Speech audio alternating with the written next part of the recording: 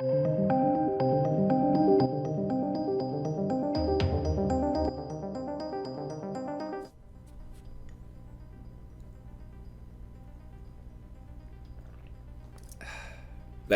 actually coffee in this.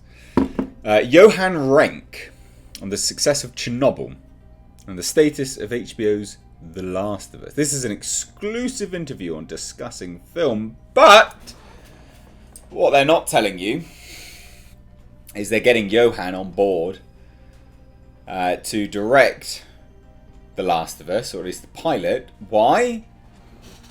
Because they know The Last of Us Part 2 is fucking trash. Or at least, should I say, they know that they need to get some good PR, right?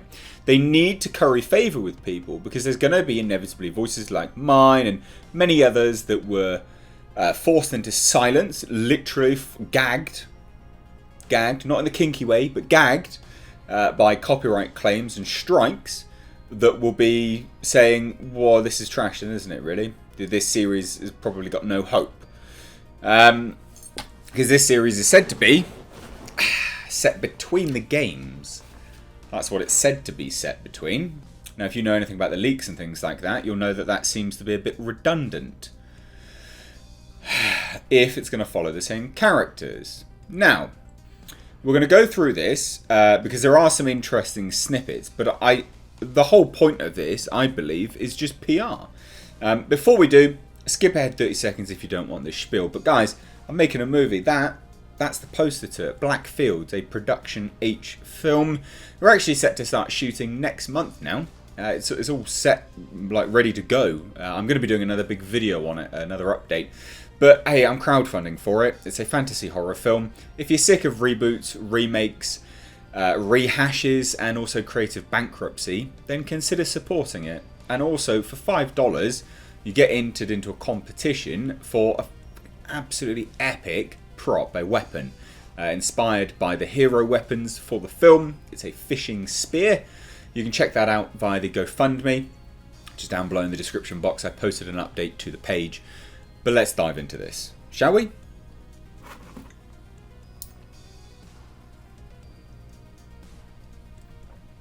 Don't know if that's uncomfortable. Is that uncomfortable watching someone drink on video? Maybe.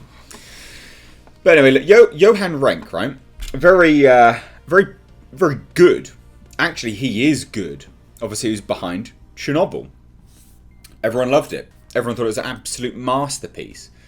So he is good. Like, inevitably, he's not the bad part of this. But this is damage control. Through and through. Like, it is absolutely damage control. Mark my words. So, just as a bit of a background, right? And this is what Discussing Film set up. They say that the career path of Johan Renck is truly something to behold. After finding early success as the Swedish pop star Stakka Bo, he slowly transitioned into directing music videos. Fast forward, now he's an Emmy Award-winning director, prominently known for last year's breakout series, Chernobyl. Renck has also directed episodes in television staples such as Breaking Bad, Bates Motel, and Vikings. He is really good. No one is disputing that, because he's fantastic. You know, his resume and music videos is nothing short of epic, featuring collaborations with icons as David Bowie, Beyonce, and Madonna. So his career and his body of work, awesome. No one disputes that. And Chernobyl was one of it, right? HBO's Chernobyl operates as a historical dramatization of the 1986 Soviet nuclear catastrophe of the same name.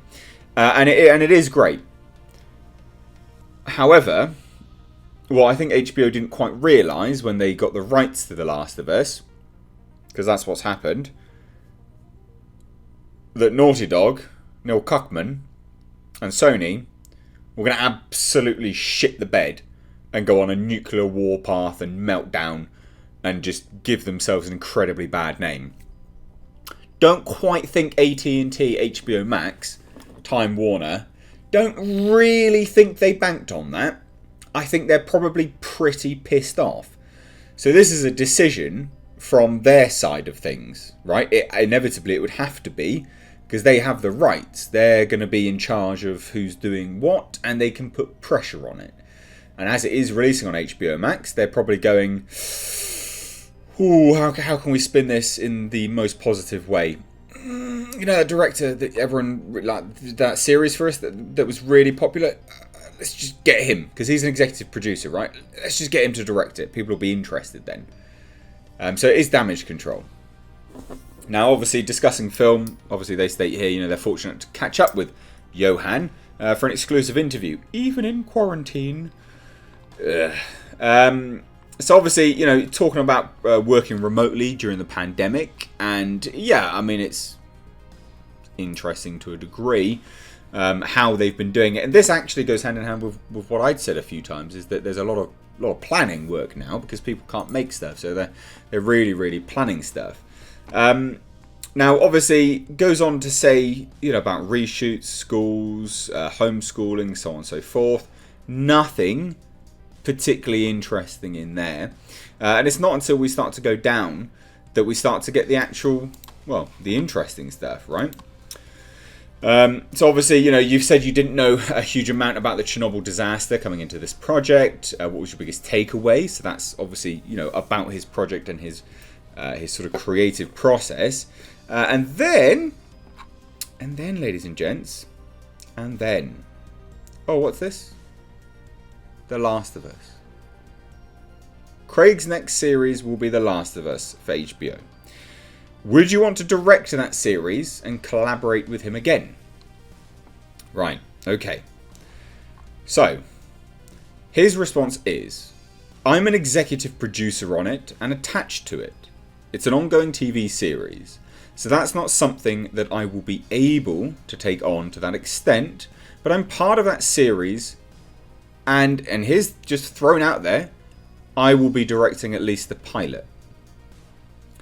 Then we'll see how it goes on further. I mean, both Craig and I, we are working with each other again, and we will work with each other on other things because we like each other. Now, obviously, that's just like a long-time collaborator.